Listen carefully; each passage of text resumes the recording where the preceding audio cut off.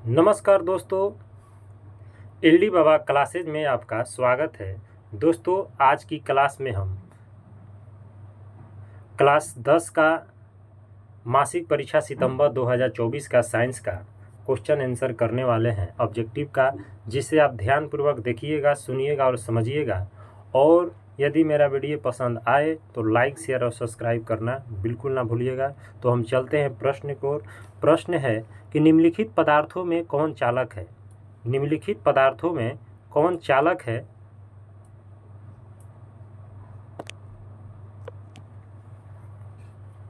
तो निम्नलिखित पदार्थों में कौन चालक है, इसका आंसर होगा एल्युमिनियम, ऑप्शन नंबर सी।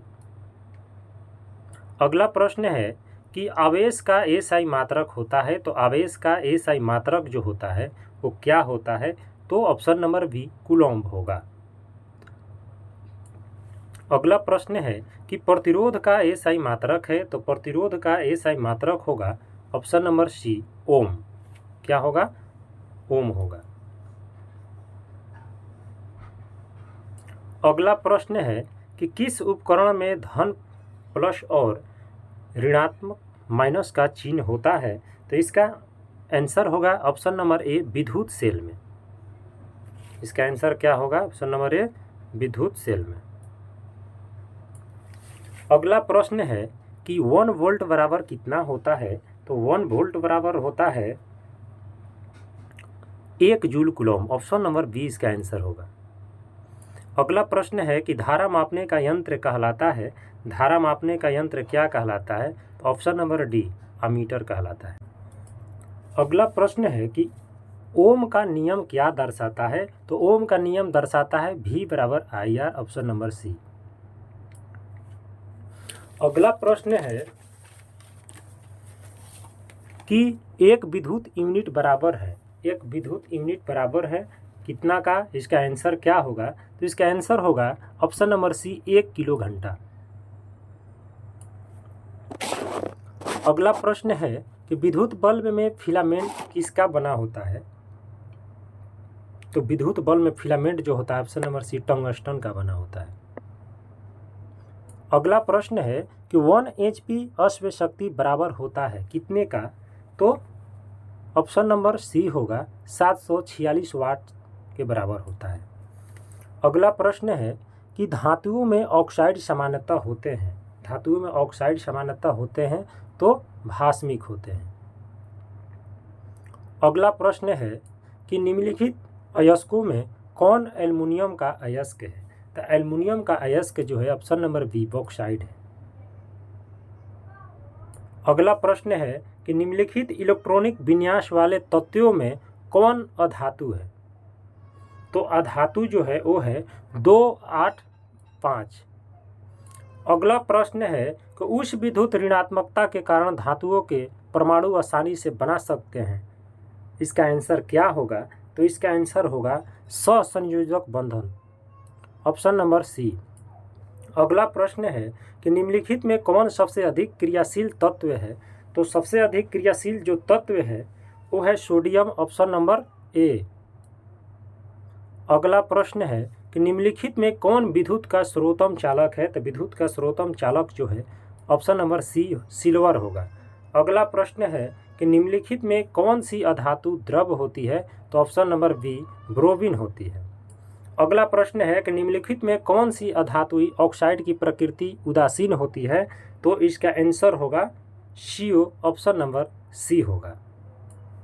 अगला प्रश्न है कि निम्नलिखित में कौन सी धातु तनु सल्फ्यूरिक अम्ल से अभिक्रिया नहीं करती है, तो इसका आंसर होगा ऑप्शन नंबर बी Cu,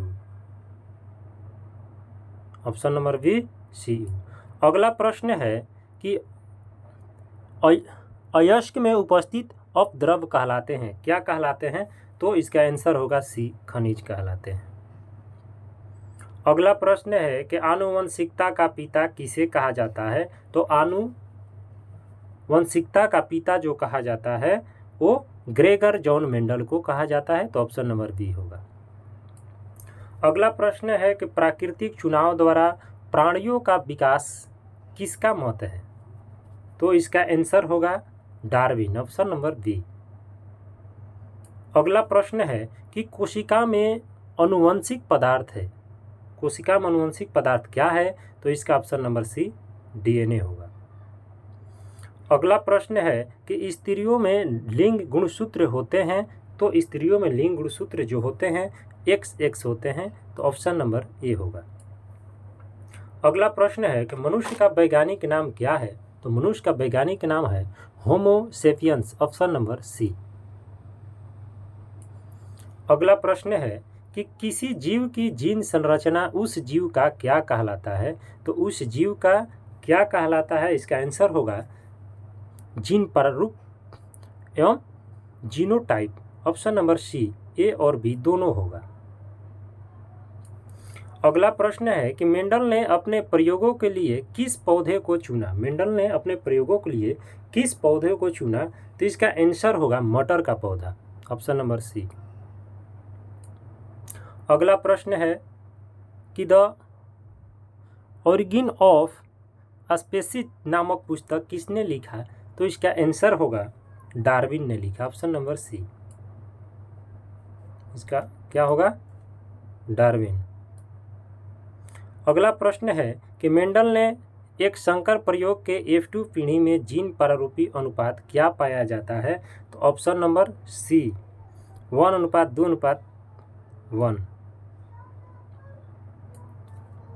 अगला प्रश्न है कि एक ही प्रजातियों के बीच आपस में प्रजनन क्या कहलाता है? तो एक ही प्रजातियों का बीच आपस में अंतःस्पर्म कहलाता है, सॉरी अंतः प्रजनन कहलाता है।